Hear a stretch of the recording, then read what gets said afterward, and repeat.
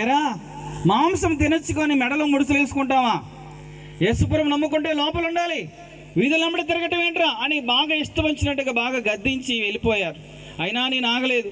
ఒక పక్కన జాబ్ చేసుకుంటాను, ఒక పక్కన దేవుని సేవలో మా పాస్టర్ గారితో పాటు వెళుతున్నాను. అలాగ అయ్యేటప్పటికి వీడు ఎలాగైతే పిచ్చి ముదిరిపోయిందని మా వాండర్ని తీసుకొచ్చేసారు. ప్రార్థన చేయడానికి లేదు, బైబిల్ చదువుకోవడానికి లేదు, ఇంట్లో ప్రార్థన చేయకూడదు, బైబిల్ చదవకూడదు, పక్కన ఈ చర్చికి వెళ్ళడానికి లేదు. ఒక రోజున దేవుడు నమ్ముకున్న తర్వాత ఈ కర్నేలు పాస్టర్ గారు ఆ చర్చికి వెళ్ళాను. ఆయన ఆశ్చర్యపోయాడు. ఆయన అప్పుడు వాళ్ళ అమ్మాయిని నడిపిస్తున్నారు. ఆయన ఊరు బయట అక్కడ ఉండేళ్ళు వస్తున్నారు. నేను లోపలికి వెళ్ళిపోయి వాక్యం చెబుతా ఉన్నాను.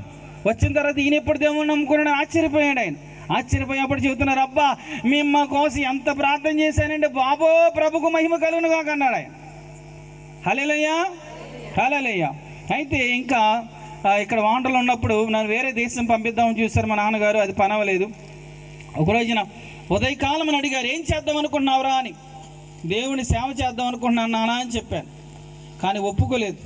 కానీ ఒప్పుకోకపోయినా కానీ దేవుడు ప్రేరేపణ బట్టి నేను మరలా వాండ్రం నుంచి హైదరాబాద్ పారిపోయాను. సర్టిఫికేట్లు పట్టుకొని ఒక బైబిల్ పట్టుకొని పారిపోయి ఒక బైబిల్ కళాశాల మా పాస్టర్ గారు నన్ను ఆత్మీయ తండ్రి డాక్టర్ జాన్ పాల్ రెడ్డిపోక్ గారు వారు నన్ను ఆ బైబిల్ కళాశాల జాయిన్ చేశారు.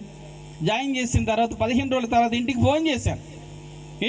అంతకు సేవకి వెళ్తానంటే మా అమ్మగారు చెప్పారు, నువ్వు కనుక పాస్టర్కి వెళితే నీ ముందు కిరసనాలు పోసి కాలిపోతాం తేల్చుకోరా అని చెప్పింది మా అమ్మ. అప్పుడు నేను వెళ్ళిపోయి 22 రోజులైంది. ఇంటికి ఫోన్ చేస్తే మా అమ్మ ఫోన్ ఎత్తింది.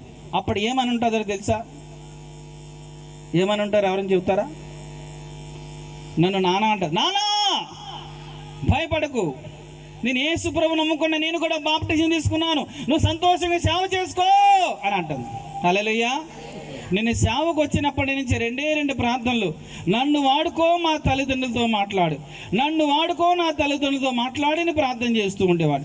ఇప్పుడు నాతో ఎంతమంది అయితే కలిసి భజన చేశారో వారందరూ యేసు ప్రభువారిని నమ్ముకున్నారు. హల్లెలూయా హల్లెలూయా హల్లెలూయా. ప్రతి మే మాసంలో వీళ్ళ తండ్రి గారు వీళ్ళందరూ కలిసి మే మాసంలో వాండ్రంలో ఆ మీటింగ్స్ పెడతారు. ఆ మీటింగ్స్లో సాక్ష్యం వాక్యం చెప్పినప్పుడు అనేకులు ప్రభు యొద్దకు వచ్చారు. వారు చేసిన సేవను బట్టి లేదా నా యొక్క భజన జీవితం చూసి అనేకులు సత్యం తెలుసుకొని, ఎంతమంది అయితే భజనలు కలిగి ఉన్నారు అప్పట్లో అందరూ కూడా సత్యం తెలుసుకొని యేసు ప్రభు వారి నిజమైన దేవుడని నమ్మారు. నాకు 2002లో పెళ్ళయింది. నాకు 2 కుమారులు పుట్టారు. ఆ 2 కుమారులు, బాబు బిఆప్టోమెట్రీ ఎల్వి ప్రసాద్ గీతం యూనివర్సిటీలో చదువుతున్నాడు. రెండో బాబు నీట్ కోసం ప్రిపేర్ అవుతున్నాడు. నీట్ లాంగ్ టర్మ్ అయిపోయింది, దానికోసం ఎగ్జామ్ కూడా ప్రిపేర్ అవుతున్నాడు. మీ ప్రార్థనలో జ్ఞాపకం ఉంచుకోండి. మా భార్య పేరు హెప్సిబా. వాళ్ళది కూడా గణపవరం దగ్గర ఎనికేపల్లి అనే గ్రామం. వారు కూడా అన్యంలో ఇలాగనే వారు గుడి కట్టించారు, ఎన్నో చేశారు. చివరికి నెమ్మది లేక యేసుక్రీస్తు ప్రభును నమ్మి ఎంతో సంతోషం నెమ్మది పొందుకున్నారు. ఆ కుటుంబంలోంచి భాగస్వాముగా ప్రభు నాకు ఆ అమ్మాయిని ఇవ్వటం నాకు జరిగింది. కాబట్టి ఈ రోజున మతం మార్గం చూపించదో, కులం కూడిపెట్టదు. కానీ యేసుక్రీస్తు ప్రభువారు మతాలకు అతీతమైన దేవుడు, కులాలకు అతీతమైన దేవుడు.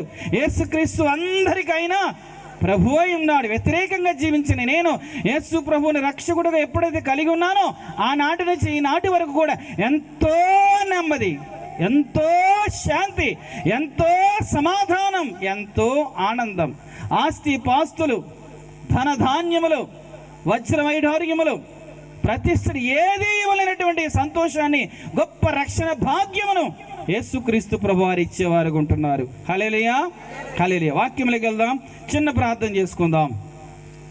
మహోన్నతుడైన మా తండ్రి, మీ అపారమైన ప్రేమకే స్తోత్రాలు. విత్తబడిన సాక్షి మీరు దీవించారు. వాక్య ధ్యానములకు వెళుతున్నాం, మీరు మాట్లాడండి, మమ్మల్ని దర్శించి కృప చూపించమని యేసుక్రీస్తు ప్రభు నామమున ప్రార్థిస్తున్నాము తండ్రి. Amen amen. రూతు గ్రంథం